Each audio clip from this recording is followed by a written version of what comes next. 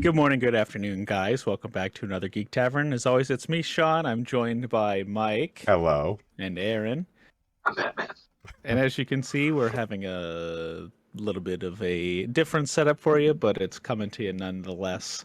And we're here to talk about Mike's recommendation for us, which is Michael Keaton's Batman movies from some date that I don't remember. 1989. Yes. So 1989, 1992? yes. Um, Yeah. so it was funny because the Walmart radio has like trivia they do every so often, and there was like 3 Batman questions the other day. I'm like, what are the chances? It's just meant to be. And before we jump in, the return of Michael Keaton has been shortened. Yep.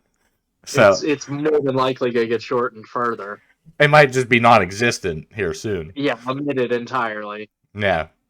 So Yeah, so the cancellation of Batgirl, right? yeah. That's it. And then the odds that the Flash movie will never see the light of day are becoming increasingly more and more. So I mean, yeah, there was more money to be spent on the post production of Batgirl, so they're just cutting their losses. I'm pretty sure the Flash is completely done, is it?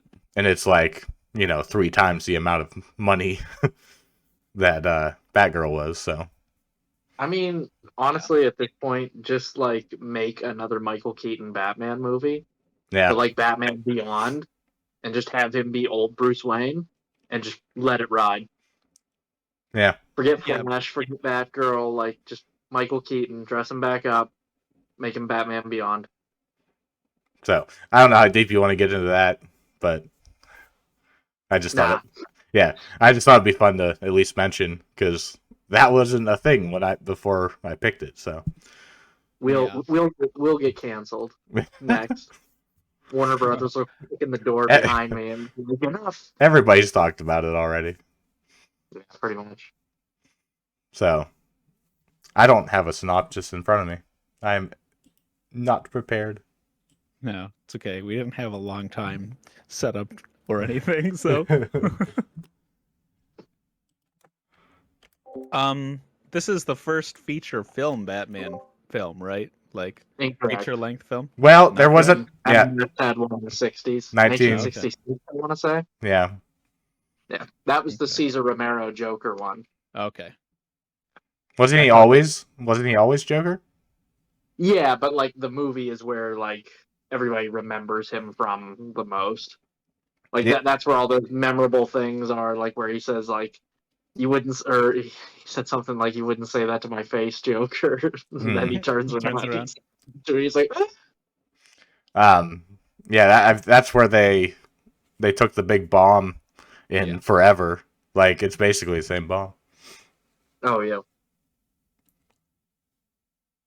But yeah, so Tim Burton directed, Michael Keaton starring Batman, the new grittier Batman.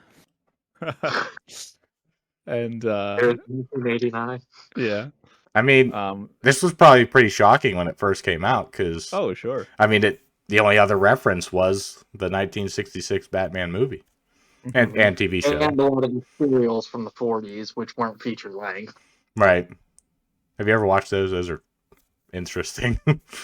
Oh, yeah. I forget who played Batman. I know George Reeve played Superman in the old 40s serials, and I forget who played Batman. I honestly- those are like really cheesy. I honestly think it was another Reeves It might have been. or something. There was something weird with that name, but yeah. So 1989 Batman.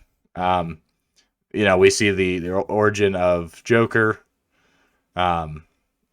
Which one of many. one of thousands, literally. His name is Jack Rapier. In the Napier. huh? Napier. Rapier's sword. Oh, whatever. Same thing. Yeah. He's a gangster. Does it ever say? I mean, his boss isn't like any of the. It's not like a Falcone or a. Griffin. Yeah. So it's like not like a staple gangster family in Right. the Batman universe, but he is like he's directly under the head of some like gangster organization, Mm-hmm. and he's sleeping with his boss's girlfriend. Right. So they set him up to. I think that they're gonna have the police kill him, and then Batman intervened, and then that's how he ended up falling in the vat of acid and Jokerifying himself. Yeah, and they're like, yeah, fine. You know, we still don't have to do it.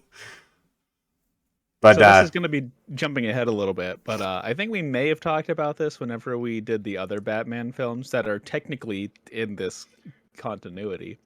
But, yeah, I mean, he just changed his face.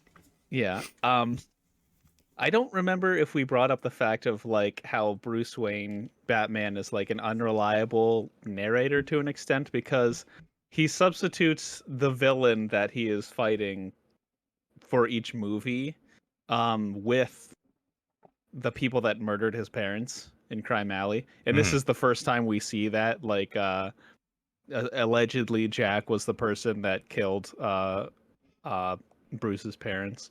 And I just don't know, like, what are your guys' thoughts on like if he is actually the one that did it, or if it's just Bruce like coping, like he trauma. Like yeah.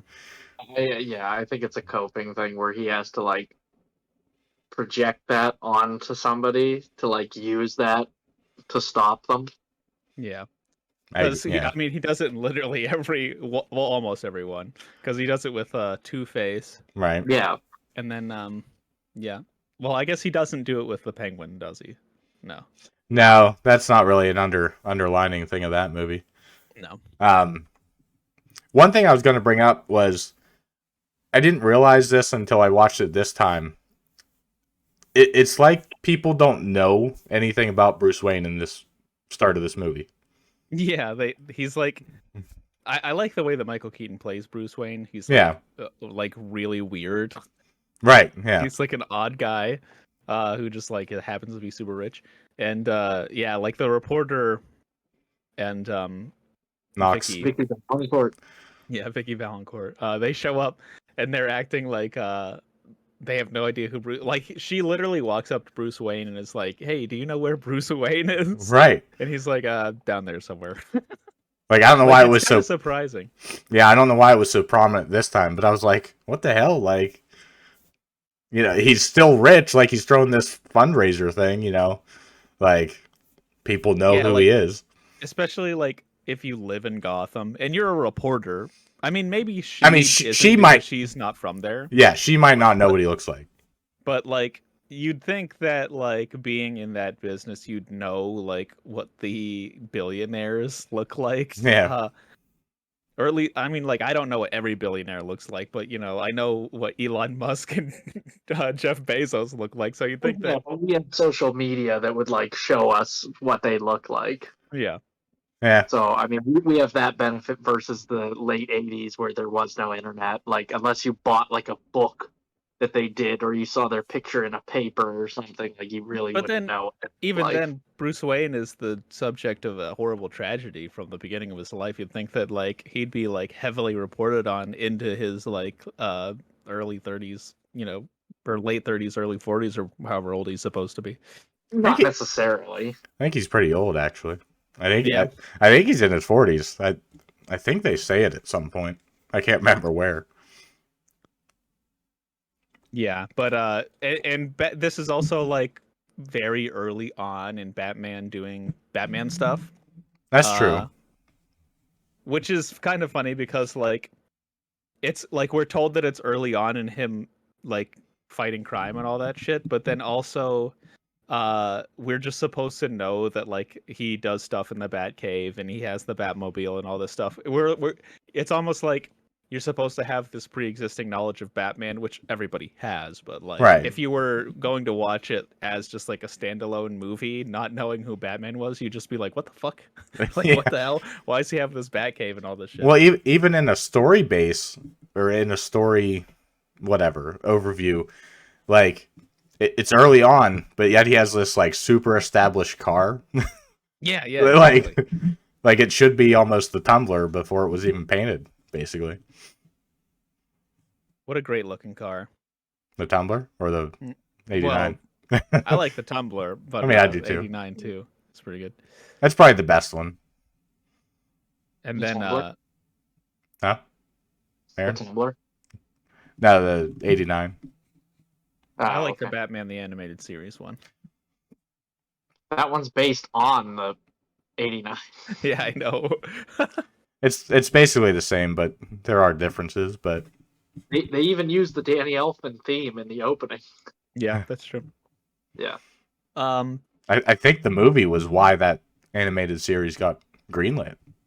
Oh yeah, because it rebooted everything. Like it Mhm. rekindled the interest in Batman. Because I'm pretty sure before that nobody gave a shit about what was going on with Batman in comics or anything like that. Right. I mean, yeah, so like it's the late 70s, early 80s. Like obviously comics are not like how they are now where like people read them all the time, like all kinds of people read them.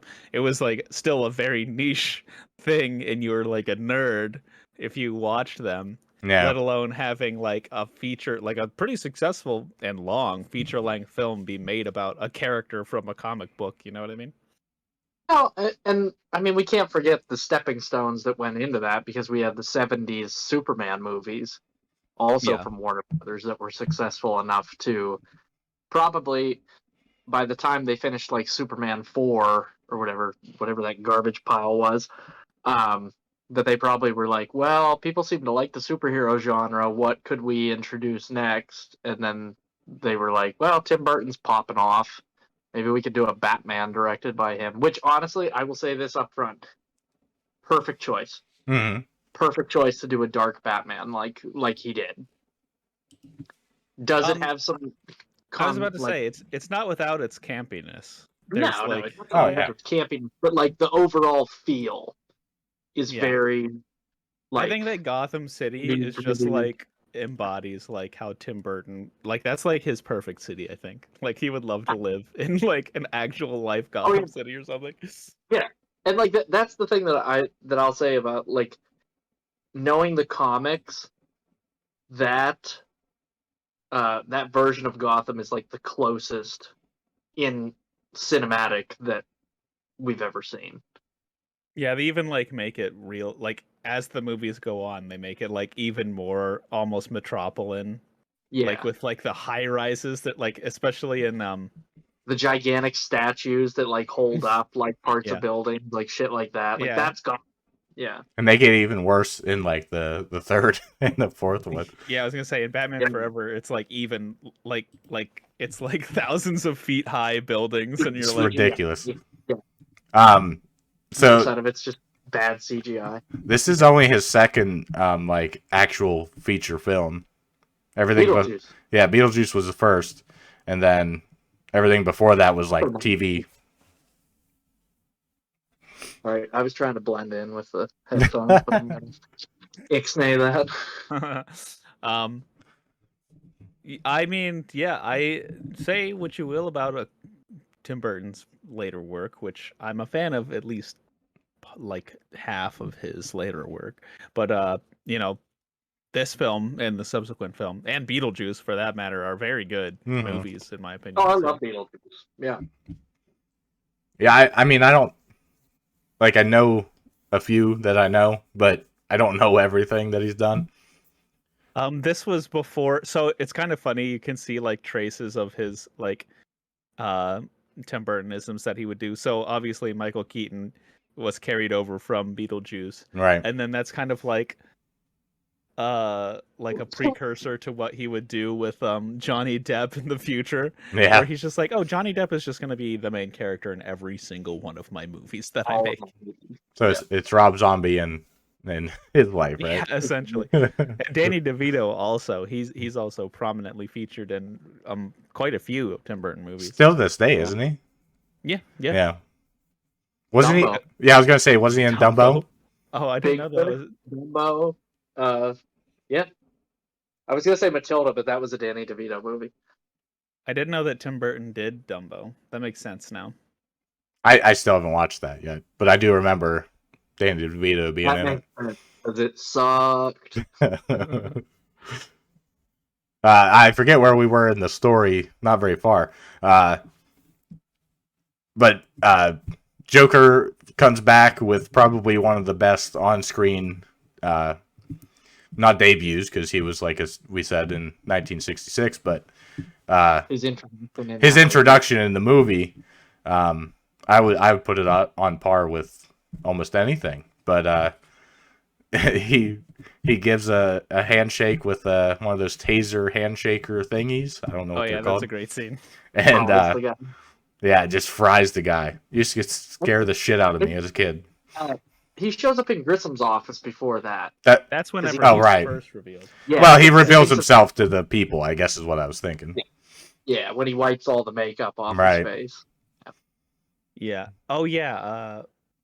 Yeah, I forgot about that. Because he shows up to Grissom in his, like, white face, right? Yes. Yeah. Because he said, he's like, Jack, is that you? And he's like, it's Joker. And then you can see a lot happier. And then he kills him. Yeah. I forgot that happened beforehand. I thought it was all one thing, but... Yeah, that's a great scene where he's like... That scene happens right after he kills Grissom. Yeah. He meets with the family. Yeah. And, he scares the woman. Both penguins are in Dumbo. What's that? Both penguins are in Dumbo. Oh. Colin Farrell and... Oh, right. I didn't know what you were meaning. I'm like, what? Penguins? I mean, I knew you were talking about Dan DeVito, but... yeah, that's a great scene where he just, like, walks out of the shadows and he reveals himself. Because, like, deliberately before that, like, he's like is getting worked on by like a veterinarian, like a gangster medical guy, and he's like, "Oh, you see what I have to work with, you know?" Like the most weirdly shaped medical instruments that clearly aren't going to help him at all. Yeah, I forgot or didn't. I didn't realize that he got like shot through the like face, like before he fell into the acid or whatever. Oh yeah, it like he shot or a bullet ricocheted off of something, and then he got shrapnel like all to the face. Or something. Yeah, something happened like on both sides. It hits the gauges, and then I think like he gets steam burned on his face or something. I thought something like went through, but glass like embedded into his face or something. Maybe that's it. Yeah. Yeah. So yeah, like the dude like reconstructed his face to always be have a smile. Like in a smiling face. What's up with the grin? I think somebody says. Yeah, I mean, we can talk about Jack Nicholson as the Joker too, because he's really great. I remember the first time I watched it, and so a little bit of pretense. I hadn't watched this movie until after I had seen like The Dark Knight and like other versions, and Mark Hamill, who in my opinion is the best interpretation of the Joker. Oh yeah, even though it's all voice work. But I mean, he could play it live action too, and it would be awesome. But yeah, so I hadn't seen this movie until after I had seen those. So the first time I watched it, I was like, it's kind of lame or whatever. But after watching it this time, I was like, he's actually really great as the Joker. Yeah, I would still say I prefer like Heath Ledger, like on the movie side of things. But I mean, you don't get Heath Ledger without Jack Nicholson, so I'm not taking anything away from him. Yeah, exactly. There was a funny story about Mark Hamill like voicing the Joker. He was brought in for Batman the Animated Series, and they're like, just do your thing or whatever. And it was like after this film or whatever, and they're like, don't do Nicholson, just don't do Jack Nicholson. They don't want him to be like basically like trying to mimic the character, because like at that time. Beforehand, it was Cesar Romero played the Joker, who was like, kind of a joke, and then Jack Nicholson comes in, and that was like, holy shit, that's like an actual Joker character, like an actual threat, Yeah. Yeah, he's so good. He's very threatening, like you had just said, Mike, but also he is still very whimsical, like the Joker is. He's just like, he has his goons, and they're like destroying like artwork at a museum, and like you said, he electrocutes that guy into a skeleton, just like and then has corpse. Has a full-on conversation with him, like, "Oh yeah, you're dead." Yeah, exactly. Yeah, so I think that he's honestly the best part of the movie because, I mean, obviously Michael Keaton is great, but he doesn't really have much I to was gonna do as say, Batman. there's not a lot there. Like, Yeah. we don't get a lot of Bruce Wayne, and we honestly don't get a lot of Batman. Like, Yeah. I don't think. But No, I don't think. I think that it's mostly like obviously the villain. I think in a lot of things carries the film, but it's very much that the Joker is the driving force behind the whole movie. I like what he does too in like his plot in this movie is like he has infected like what is it several like different hygiene products beauty products, yeah. beauty products and that's it, beauty products, because obviously he was horribly disfigured, Right. so there's a sense of irony there. He infected beauty products with like the Joker gas or whatever that But only if you like use 2 or 3 of them together. Yeah, you had to combine them. yeah But nobody yes. knew what the combination was. There wasn't like a very apparent pattern. So the news people look like complete utter shit. yeah, they look like they haven't showered in a week. Like just because the guy wasn't using anything on his face, like he had like 2 big ass pimples. Like, yeah, is exactly. that really gonna happen? Like, Under his eyes and everything. Yeah, and that's kind of like Tim Burton like shining a light on like how media is and all that shit. So I thought that was really interesting. Yeah, for sure. Yeah, so I mean, we get that whole plot of him getting all that stuff together. There's some like, Vicky Vale comes over and has a date with Bruce. It's completely awkward. Yeah. They're at both ends of the table. Just they're like, pass the salt, and Bruce is like, what? What? So yeah, I wonder how much of that is Bruce playing up or Batman playing up the dumb billionaire type thing, or if that's just actually how he is. Yeah, I don't know, because I mean, he starts to have a pretty normal conversation when they go to like the little kitchen area, and Alfred's there embarrassing him. Yeah, as Alfred does. To be fair, he's only ever had Alfred like as a father figure. Yeah. So I mean, it's not unheard of for him to be really weird and reclusive because he hasn't had actual parents to. Oh, Sean disappeared. Hasn't had actual parents to like teach him like social type interactions and shit like that. Like, but at the same, I'm sure he went to like private schools where he was just like bullied for not having parents or some shit like that. That's all very valid, but at the same time, like, he has fundraisers all the time. Like, he interacts with people. I don't know. But also, like, you got to think about it too. He's Wayne. All he is the majority shareholder. He's like Norman Osborn at Oscorp. Yeah. He really doesn't make any decisions. He just sits in and makes sure like that everyone else is making the decisions. And then they just look at him and go, "Cool," and he goes, "Cool." Like, so I'm sure like the fundraisers that they set up are set up by the company, and he has no choice but to just be like, "Yeah, sure, whatever." You say and that. They're like, "Hey, be sober on July 26th at 7 p.m. because we're gonna have a shit ton of people over to your house." I mean, that's all very true. Probably, I would say in this movie, but in the next one that we'll be talking about, he literally has a one-on-one, like, meeting with Max, whatever his face is. Oh yeah, yeah. I mean, like, you watch Bruce evolve, like, to where he's like, all right, I'm gonna actually like take charge. But like, look at Christian Bale, like the way that he plays Wayne in The Dark Knight and Batman Begins, where he's literally asleep at board meetings. Yeah, I mean I like that, but yeah, I'm basically just like, playing devil's advocate. I'm not really trying to argue. No. But like Wayne's just kind of like the face man. Yeah, that's it. Like Bezos. Bezos doesn't really get any like decision making. He's just there.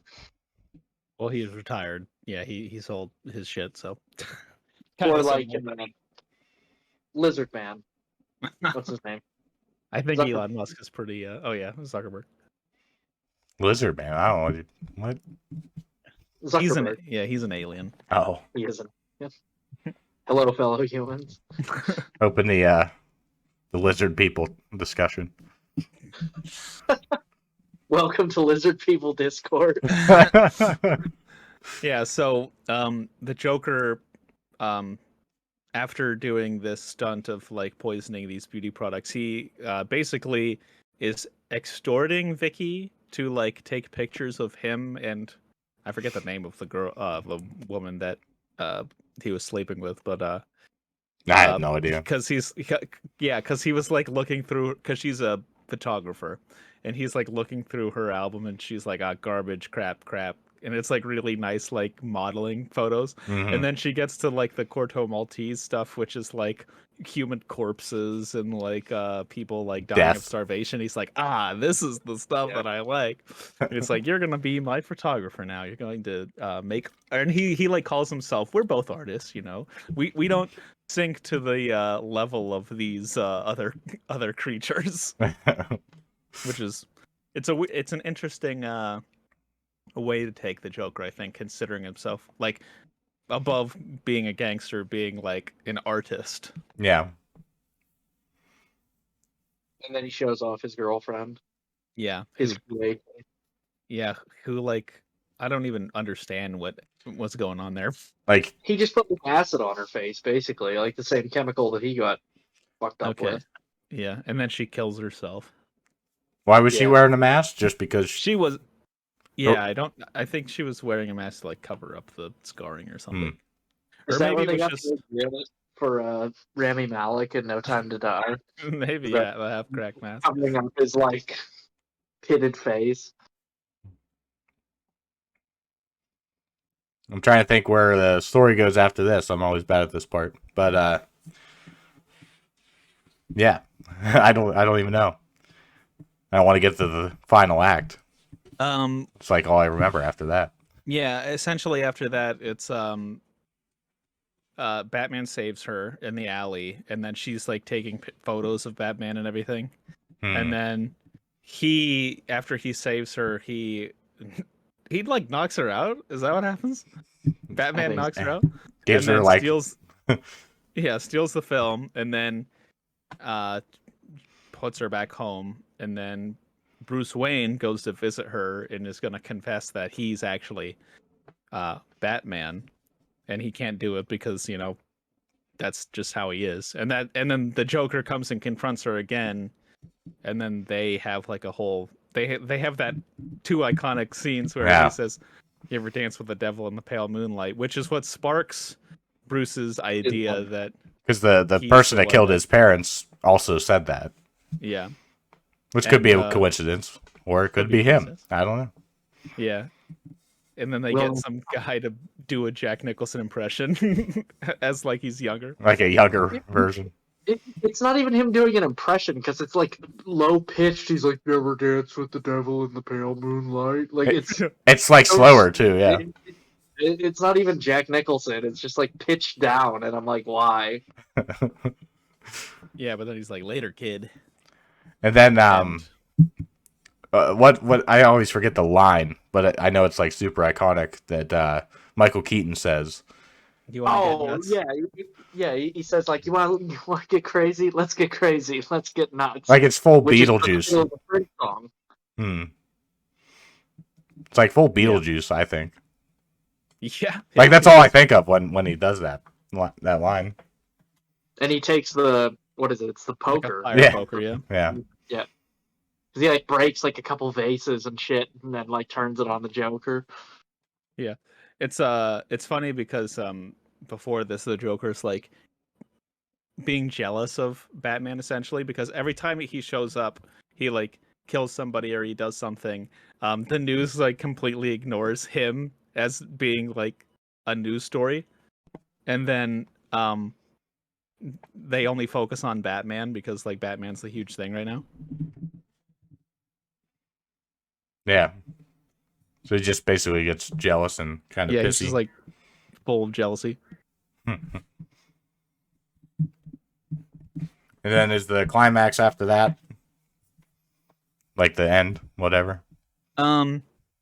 Yeah, the Joker hijacks.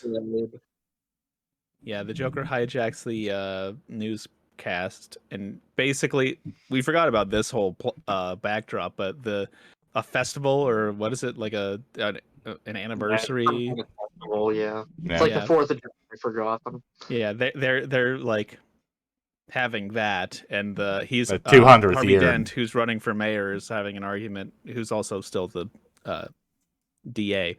He's having an argument, and they're like, all the criminals need to be cleaned up, and then we're continuing to have the festival, and Billy D's like, yeah, but so the joke, so like people are like not showing up because they're scared because the Joker's doing his thing, and then the Joker hijacks the radio waves, and he's like, I am going to be at the festival, and I'm going to drop a shit ton of money for everybody to pick up, and so be there, and then I'm gonna fight Batman, and then that's when the final confrontation happens, where the Joker has like balloons filled with Joker gas, but he is like actually like shooting money at people still. Yeah. It's just a way to corral all of Gotham into the area to like murder them, essentially.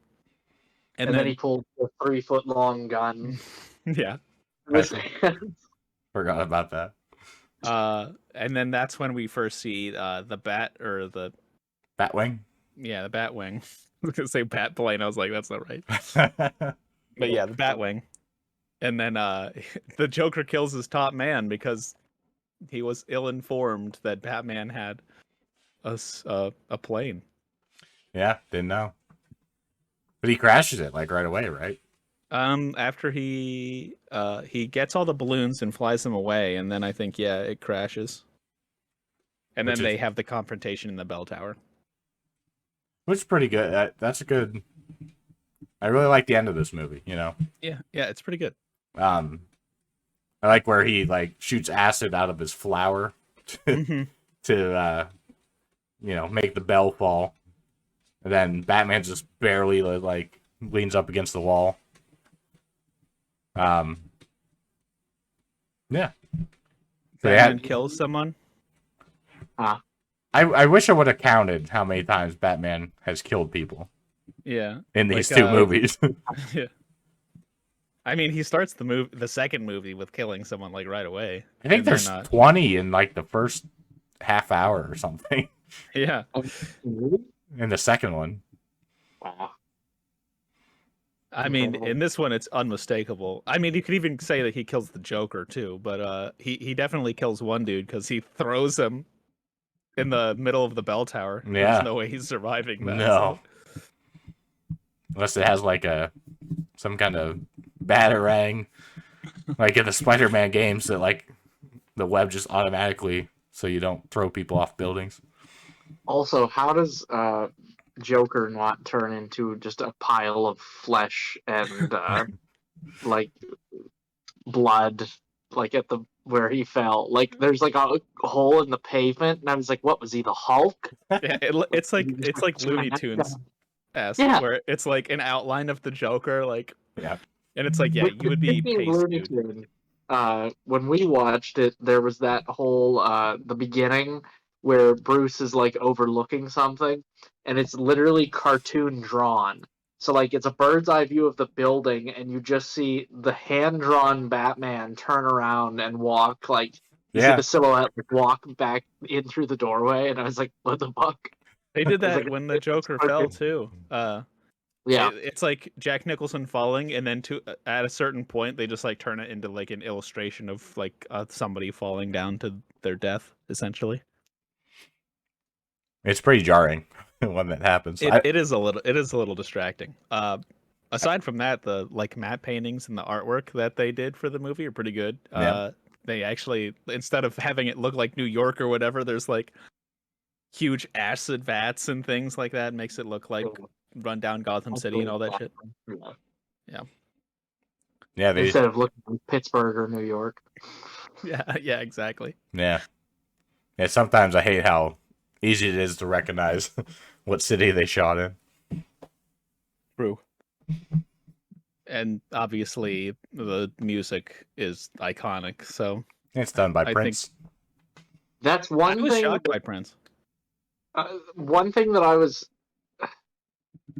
kind of disappointed with when they switched to, it wasn't Hans Zimmer. I think it was Tom Falkenberg, Junkie XL, for Zack Snyder's Justice League. Because I actually liked that Danny Elfman came back to do Justice League and did Batman's theme for Ben Affleck's Batman. Like I was, like when I first saw that and I like heard the music, I was like, that's awesome. Like, I don't know.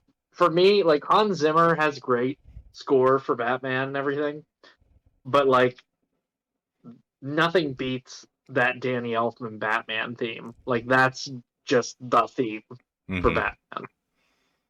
Yeah, you don't like you hear it and you're like, oh, that's Batman. You don't Same thing with John Williams' Superman. Like you hear that and you're like, oh, okay, that's Superman. Like there's an iconic bit to that never goes away. What about Michael Giacchino's Batman theme? While I like it, it's still so goddamn bland. It's like 4 notes, 5 notes.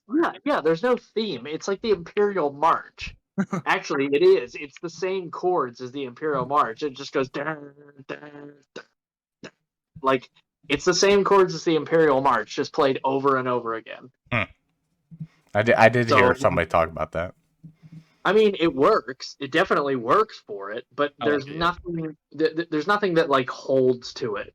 Like, there's nothing that you hear and you're like, oh wow, yeah, that's a great theme for him. Like, no, it's just kind of a motif that is played, and there's no. You'll forget about it in like a week.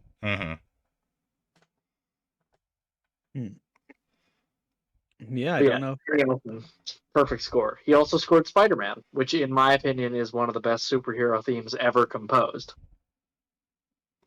It's pretty good, but we talked about that already. Yeah, well, I don't think we actually talked about any of the music whenever we did this, because it was like we had to talk about 3 movies and it was like 2.5 hours long. Welcome back to our part 2 of the Spider-Man podcast. That was a long podcast. Yeah. We didn't.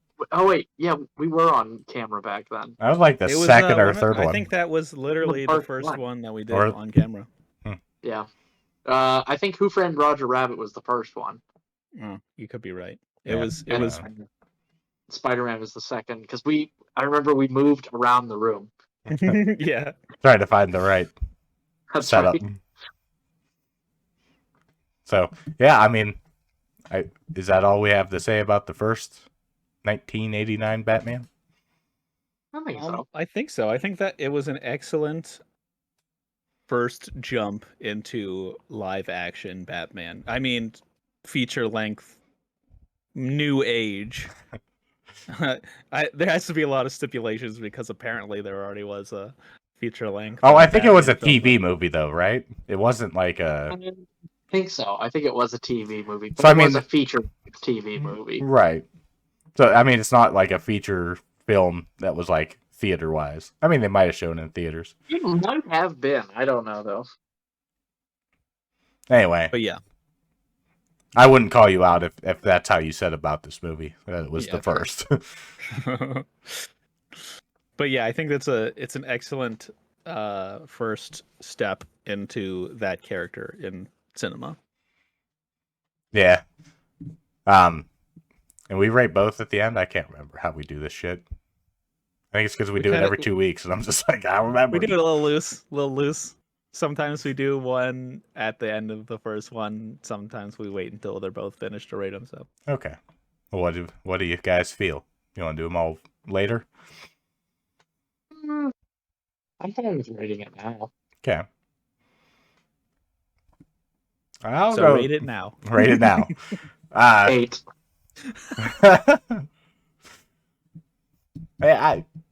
I like the 8. I like that. I'll go 8. Yeah, I mean, it's a great movie. Mm-hmm. It's like I said, it's different now looking at it. I mean, 30, 40 years after it's been made, because like how many other Batman movies have come out since then. So, and especially like we grew up, or at least I grew up with the like Batman Begins, The Dark Knight, Dark Knight Rises, like those were like my adolescent Batman films. So obviously I'm gonna have a soft spot for those over these ones. But these are like still great. So I think 8 is like a perfect score for it too. So Yeah, I almost felt really old when you said 30 or 40. It's only a year older than me, and I sure as hell ain't 40. So, well, 40-year-old movie. But yeah. So I'm the opposite. Like I saw these before, you know, the Christian Bale ones. Yeah.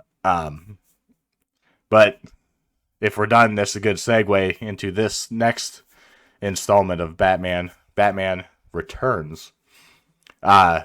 This one actually is the one that I owned. I rarely ever saw the first one growing up because I owned Returns, and I think I later owned Batman Forever. So like those two are my kind of go-to. I don't go to Returns very often. I like Returns the most out of all 4 of them.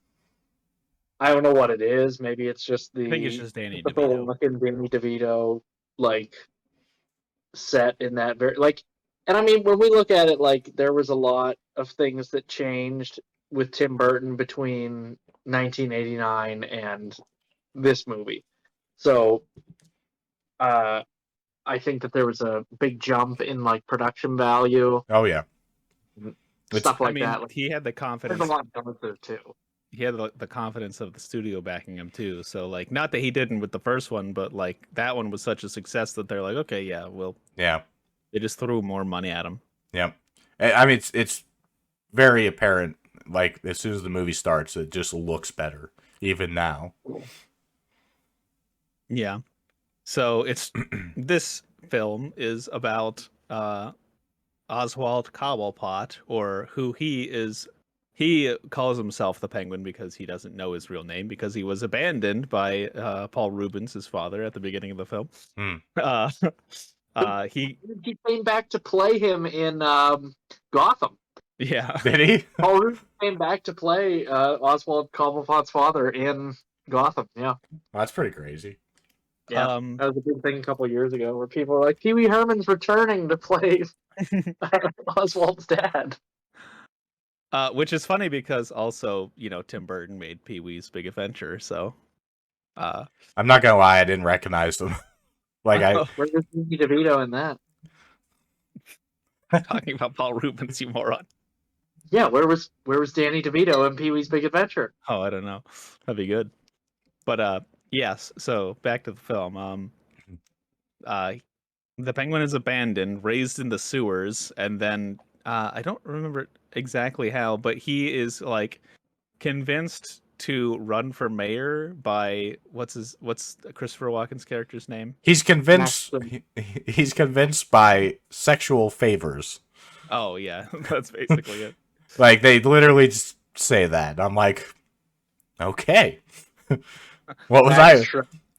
Yeah. Christopher Walken's character. Yeah. Who is like a despot businessman, like openly murdering people and using people. Kyle. Huh? Selena Kyle. Yes. Yeah. Murder Selena Kyle. Well, attempts to murder her at least. And yeah, so like this takes place during a mayoral race, which is funny that Harvey Dent isn't involved at all in this movie, considering the last movie. I mean, he's there. Do we see him on screen or just like a poster for him? I think it's just a poster, and I don't even know. I think it might just be words. It might not even be Billy D's face. No, it's his face. I do remember. Yeah. Oh, okay. But yeah, so it like takes place during this mayoral campaign to try. Basically, what Max is trying to do is put the Penguin or Oswald in a position of power so that he can manipulate him and change like rules for him to do whatever he wants with his business and things like that. And later on, when Penguin's convinced to be mayor, the race is already over because they say it's December at that point, and voting happens in November. movie.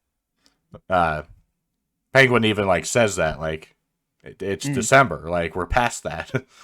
Yeah. And Max was like, well, that, people can be impeached or resign or die. I don't know if he says that, but I'm sure it was implemented. Yeah. Or implied. But yeah, good point. I totally forgot about that. Yeah. Yeah, so we didn't really even say how the movie starts off. It starts off pretty actiony, like we don't have to wait for Batman. I guess we didn't have to wait in the first one, but like the clown people, it's all the clown people, like running rampant, and yeah, he literally kills people. Are those like supposed to be like Joker's minions, that like leftover minions or something? Because they don't. I don't think so, but like his goons from the. What's that? They work for the Penguin. Well, later on in the movie, is it like how is that how it's set up? They're working for the Penguin originally. Yeah, the way I always understood it was he was sending them above to do to stir up shit, and then he would come up to the top, which is what happens when they steal the baby. Yeah, and they basically stage it where he comes out the hero. Mm-hmm. So basically, he was trying to resurface and come out the hero of the story in order to infiltrate. Doesn't he like literally like lift out of the sewer holding the baby? Oh like, yeah, like from like a platform, like raising him out of the sewer. So I hate that shot because he's coming up on that duck thing that he rides. Yeah.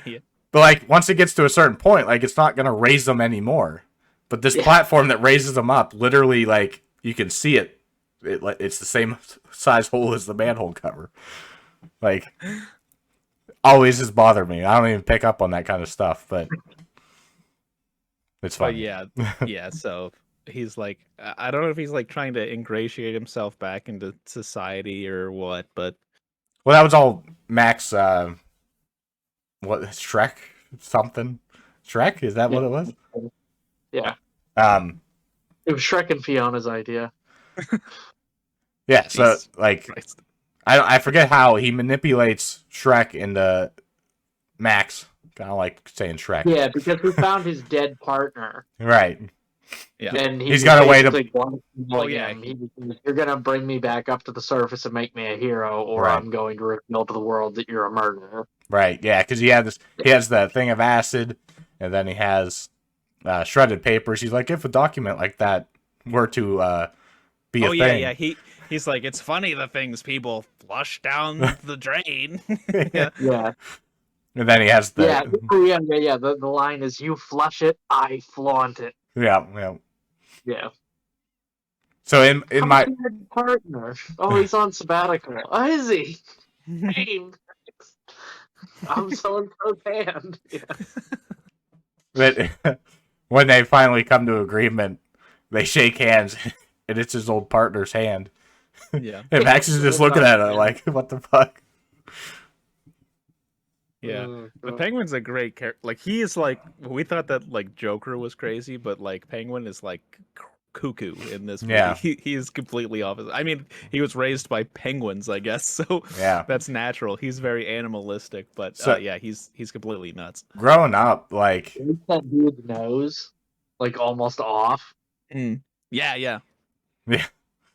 Growing up, like I said, I owned this one. But, like, I could only watch it every so often, like, because Danny DeVito literally scared me, as I said earlier. He's pretty scary. Like, and it just made me kind of uncomfortable.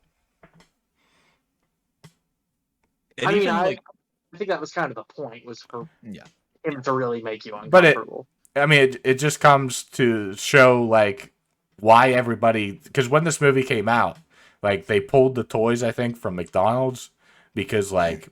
parents like retaliated because this shit was way too dark. Oh, I did not know that. Yeah, like that. You telling me that those toys are worth something? No, like enough of them still exist. Like even the cups that they had, I used to have one, and my dad broke it like a couple years ago. I'd still to this day use it when I went down, but it got broken finally. But yeah, it was a cool cup. I need to find one again. But Traces of lead paint. no, I mean it was just a glass cup. But even like Selena Kyle has a pretty grotesque like character design in this, because like obviously she's like I had mentioned in the previous like discussion of the previous movie, they like up Gotham's ante. They have like these like 1,000-foot high skyscrapers, and so like Max throws Selena out that, and she falls, and luckily she like hits like an awning that like tears Several. through. Yeah, yeah. They're like And 7 then or she 8. hits the ground, and then she like is all cut up and shit. And then I just don't like the look of her suit, like the zippers and things. Like I don't know. See, I like it. Oh, it's all stitched together. Yeah. Yeah.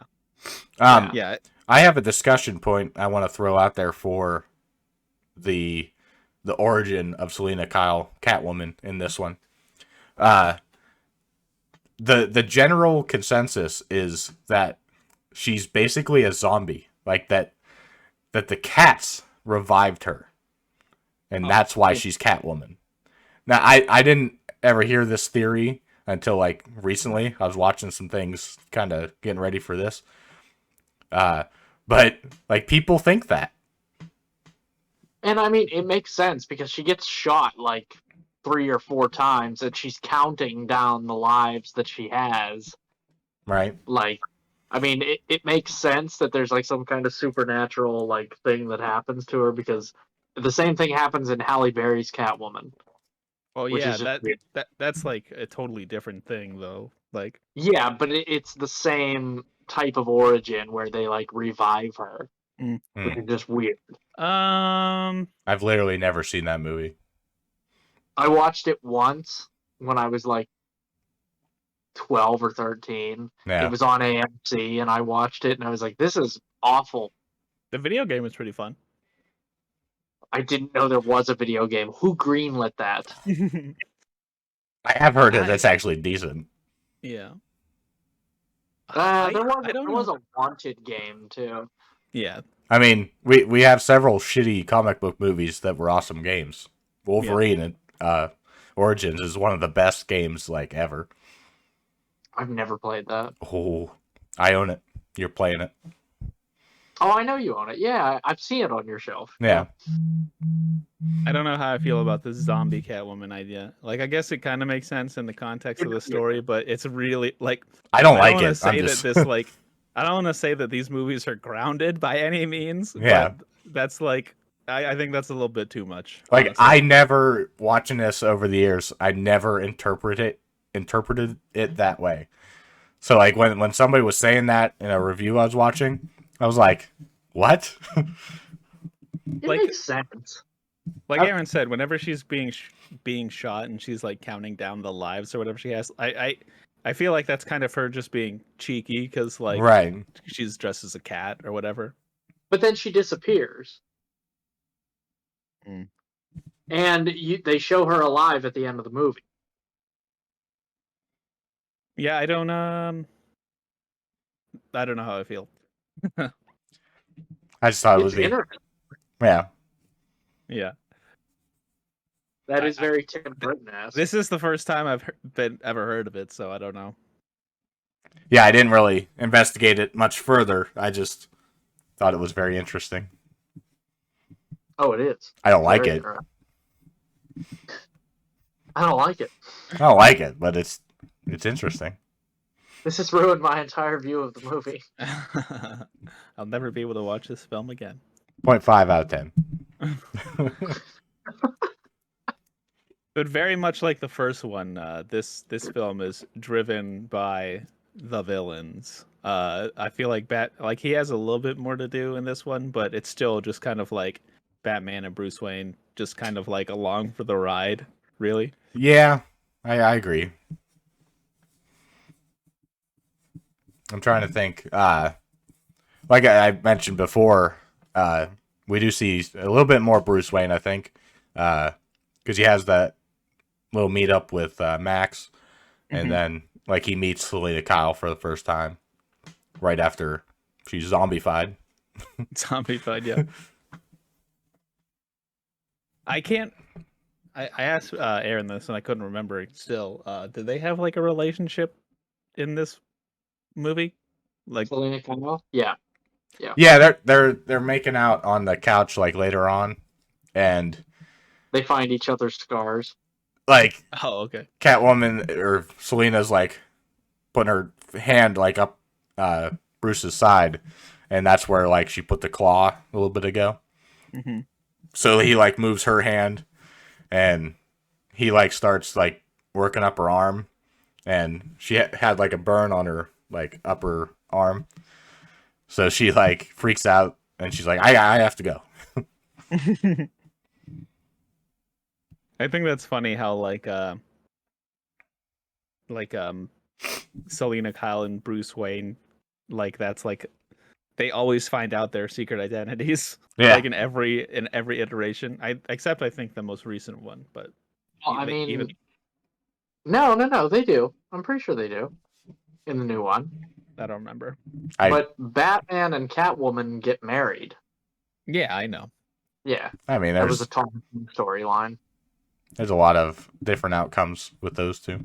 Yeah. Most of the time they end up together. Yeah, and she raises Talia's and Bruce's bastard child. I'm not gonna lie, I don't know if it was like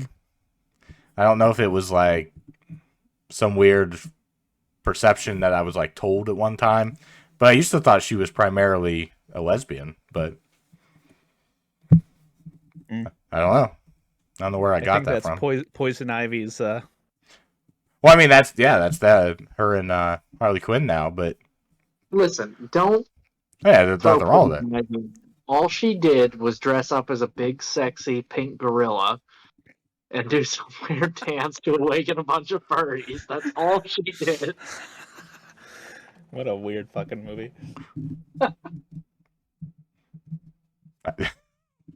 We already talked about. We already talked about that. I don't know where we're at in this movie. Well, why does I guess we could get into why the Penguins like him being like this mayoral candidate or whatever. It breaks down because he like goes fucking nuts, right? He like like you said, Aaron, he bites that dude's like nose almost clean off, and then he just like goes fucking wild. And then Max is like, "All right, this clearly isn't working. Get back to the sewer, you fucking piece of shit." The final nail in the coffin was Penguin takes control of the Batmobile, and Bruce Batman just has a fucking random blank CD so he can record his audio in 1992. Back then, it's not even a CD, it's like a laser disc that's like this big that he like loads into the front of the Batmobile. That's what that turbine is on the front. It's actually just a laser disc. I love that image of the Penguin on that, like it's like a remotely controlling the Batmobile. He's like on a rocket ship, right? It's like a toy rocket ship, and he's it's an actual Batmobile. Oh, is it like a toy Batmobile? Yeah, I couldn't remember. It's like a kid's ride. Yeah, and he's just like takes control of it. But then obviously, this city like a harp from hell. Batman gets control of the shit again. Yeah, so the only reason Penguin even gives up the whole mayor thing is because he says a line to Batman as he's recording, and I don't know, something about I have the city in the palm of my hands, and they just don't know. Like the city like a harp from hell. Yeah. Yeah. And then they all find out, and they're like, "Oh, we're not voting Cobblepot." And then everybody just turns on him. Yeah, he retreats to the sewers. And then he has a plot for his goons to go like capture the firstborn of every like. Is that what it is? He's like capture the babies of all the. Yeah, and he tries to take Max's son like right away. The big dumbass. He's like, "No, father." Yeah, that guy's an idiot. I went into this watch thinking that like I thought he had such a more prominent role than he did. He's barely Yeah, he's barely in it. He's literally just a bodyguard who's just stupid. Yeah. I don't even think he like knows that his dad is like committing crime. No. No, Yeah. of course not. He would never do that. No. He's too dumb. Yeah, I like that part whenever the Penguin's like explaining to his goons, it's like some gala or something's having some party, and he's like, "We're gonna go up there and steal all of the all the Gothamites are busy. We're gonna go steal all their babies." And then the one guy's like, "I don't want to do that," so he like kills him. Yeah, he shoots him dead. Yeah. He's like, "Pew! Anybody else want to not do it?" And they're like, "No, we'll go do it." What a great name for a populace, by the way, Gothamites.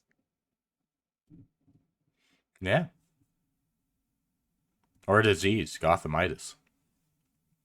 Gothamitis. Goblinitis. I wonder where my brain got that.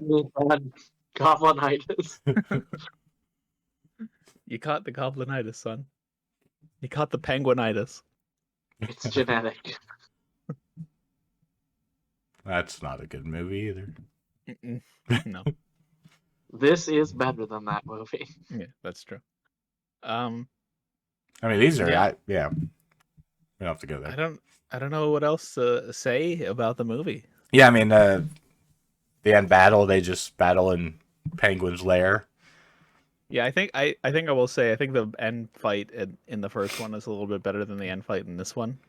But You know, I gotta say this real quick before we get into the fight scenes and stuff like that. Christopher Walken, it really showcases him as an actor because he really isn't acting when he pushes Selena Kyle out the window, because he and Robert Wagner did that to Natalie Wood back in the 70s. So he was like very used to pushing somebody over the edge of something for faking it as a fall. Wow. I do like that scene where Christopher Walken sees Selena Kyle like alive. Like she comes into the office and she's like, "Oh no," and he's like, "What the fuck?" Yeah. You I see like the it. fear in his eyes. That's because he saw a zombie. Does she have amnesia? She doesn't remember what happened, or was that just like her playing? Oh, that's a whole She ploy. remembers Yeah. everything that happened. I could- She I knows could- exactly. I couldn't remember if she remembered or not, but he thinks he's okay because she plays lies it about having off. Amnesia. Yeah. Yeah. Yeah. Anyway, you can continue with the fight scene. I don't really- in the lair. Like you said, like, it's pretty forgettable. Because I Yeah. just watched it yesterday. I don't fucking remember what happens. But, He like Penguin bleeds like black blood. Well, yeah, he does die, which is Yeah. a weird thing that like. Did they kill all the villains in the other ones too? I don't remember. Two-Face and Well, Two-Face yeah, and they- Riddler survive. Yeah, Riddler's Poison captured. and Bane and Dr. Freeze survive. Joker and Penguin are the only two that actually die. well, Two-Face dies. Does he die? Yeah. I thought that he was in. Because he falls into the bottom of the pit. Oh, right. And then the thing lands in his hand. The coin lands in his head because he's getting melted in the acid. That's right. Yeah. I think it's just water, but... Oh, yeah. It I'm might have been. melting. But yeah, and then the Riddler is just jailed. But Yeah. yeah, it's weird that these first two, the ones directed by Tim Burton, he's like, I'm just gonna fucking kill the villain. Yeah. I'm gonna kill him. I mean, I think it works. Yeah, I think it works too. So the backlash from this movie is exactly why we get Joel Schumacher for the next two. Oh yeah, they said it was too gritty. I mean, Yeah. like you had mentioned, the Penguin is pretty frightening. I mean, parents were pissed. Like, I don't know if this was kind of before some of the, like... Do they know that monkey got Danny DeVito in the balls? Have you ever heard that story, Mike? No. That monkey rushed Danny DeVito in a take and bit him in the nuts. boy. There's an interview where I forget what show he's on, but he like talks about that monkey, and he's like, "Oh yeah," he's like, "When we were doing this tape, like the monkey just ran up to me and just bit him right in the nuts. Monkeys are assholes. Oh, that monkey was an asshole. The one that was on Friends, I don't know if you guys, how much you've watched, but Ross had a monkey, and they fucking hated that thing. Like, it would be on his shoulder. Yeah, it was on his shoulder. Like, during takes, it would just take a shit. Like, yeah. They didn't like the monkey either. Fuck, I forgot what I was going to say now. This has been monkey talk. Oh, I'm pretty sure that they didn't show, like, Danny DeVito, like they teased the penguin by, like, a silhouette, but they, like, didn't show, like, what he actually looked like. So kids or parents taking their kids to see the movie are probably like, oh, I mean, Joker was a little scary, but it'll probably be fine. And then whenever Danny DeVito walks out looking like he does, they're probably like, what the fuck is that? Yeah. From like Bird Meredith, where he's just dude with a monocle and like an umbrella, and they're like, oh, that's what the penguin will look like, and then they go in and they're like, oh my god. Like when he's when he's eating that fish and stuff, it's disgusting. Yeah. Like, I don't know. It probably needed to be a higher rating than what it was. I don't know what it came out as, but I think it was PG. Yeah. It probably PG-13. It probably should have been PG-13. I think it is PG, actually. It don't matter, but no, because PG-13 wasn't retroactively implemented until later on. Okay. Yeah. This could have been a big reason why it was. I don't know that. You go back now, it probably would be PG-13. Yes. Yeah. Give the MPAA something to do and have them retroactively go back and like rate movies. They just like rewatch something and they're like, Jaws should actually be PG-13, I think. I kind of thought they did that, but I guess not. I think they did with some stuff. Like some really like borderline shit. I'm sure they did. Like RoboCop, where it was actually NC-17. And then they got it down to an R rating. Huh, I did not know that. I think I did know that, yeah. Paul Verhoeven. What a guy. Anything else for the Penguin and the Catwoman and Batman Returns? And Christopher Walken. Yeah. I don't know. I guess like so I think Selena Kyle's probably more my favorite in this movie. Like, I just like how like messed up she is even before she becomes Catwoman. Like she comes home and she's like, "Honey, I'm home." Oh yeah, I'm not married. Like, I don't know. I don't know. I like her character. Always did. I like the Penguin. I just like Danny DeVito. And see, I don't have a tie like to Danny DeVito. Like, sure, I understand why he's popular and people like him, but I don't know. He's never really done it for me. I think he's great as the Penguin. Yeah, I think he might be the best Penguin so far. I really like the guy on Gotham. I didn't watch Gotham. I like most of those, versions of that Riddler's just the best. Yeah. We're not here for that. I guess it's rating time. Yeah, rating time. Somebody's tired over there. I'm fully right. I will say probably 8.5, 8.5 out of 10, just because I do like this one more. I don't know why. I like it more. I think I just like the way it looks more. Like, the first one was very dark, and this one is like, it's more in the light. There's a lot of more like daylight scenes and everything. Yeah. So well, even the nighttime scenes are lighter. Yeah, a lot brighter. Yeah. Yeah. Yeah. I don't know. I just like it more. I like the Penguin as a villain more, I think. And I could do without the Selena Kyle stuff, but it's fine. But yeah.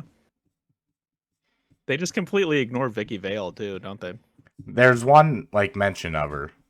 I think when Selena and him are hanging out, like because he mentions like, oh, there was somebody once, but it didn't work out or whatever. Yeah. I think they say her name. I'm gonna have to go. I want to say I like the first one more. So I guess that'll have to put me at 7.5. I don't know. Sounds kind of low. You can rate it the same and then still just say you like one more. That's true. I guess that's what I'll do because that's what I was gonna say, but then I was like, well, I don't know. But yeah, I'll go 8 for this one as well. Aaron? Sean's 8.5. I do like this movie more than the first one. Might just be the higher production value. The more established characters, the more established world. But yeah, I mean, I gotta give it that. Yeah. Boom. We did it. Woo. Another podcast in the books. And now it is time for Aaron to recommend a movie for us to watch for our next episode in 2 weeks. What will it be? I don't know, because Can you do a recommendation on something that hasn't actually been released yet? Sure, as long as it's going to be out and we can have time as to long watch as it. We're able to watch it, I guess. No, I think I'm gonna go back to my original thing because I can't recommend something that hasn't come out yet because it could be dog shit and we just watch it. We're like, nah, fuck that. We don't want to talk about that. Sean probably knows exactly what I'm talking about. I don't actually know what you're talking about. Oh, okay. Well, I'll explain later. But I think you both have Prime, right? Yeah. Well, Mike has a way to get it. I have ways. Okay. Or I'll just read it, whatever it is. Because we haven't really done a movie like this yet, and I've been kind of on a kick. Let's revisit Casino Royale. Okay. Because we really haven't done like a spy thriller. Completely ruined my next recommendation. I have to thank you in advance for that. So, fine. Because that's fine. My next recommendation was going to be a spy movie. Oh, right. There you go. I beat you to it. Is that animated one with Will Smith? No, it was not. Where he turns into a bird? Yeah, it turns into a I bird. want to change my recommendation to that right now. All right, guys. I think we'll go with Ian Fleming's James Bond in Casino Royale from 2006. I haven't watched any of those in... What year would that have been? 2009? 2008, 2009-ish. Like 2008, 2009 was Quantum of Solace? Was like 2009? So maybe it was 2007. When did Skyfall come out? 2012. 2012, yeah. Okay. Well, it was later than I thought, but I watched the first two in preparation for that. So that's how long it's been, was since 2012. Yeah. All right, guys. If you don't want to be spoiled for Casino Royale before next episode, make sure to watch it because we will be having a spoiler discussion about it. I hope you enjoyed our new way of bringing you our podcast. There were some unforeseen circumstances that had to be dealt with, but we got it to you nonetheless. Make sure I don't know what you're talking about. Like, comment, subscribe, all that fun stuff. And you should be back to our regularly scheduled programming from here on out. But, you know, these are unprecedented times, so you never know. I guess we'll see you in the next one, guys. I'm Batman.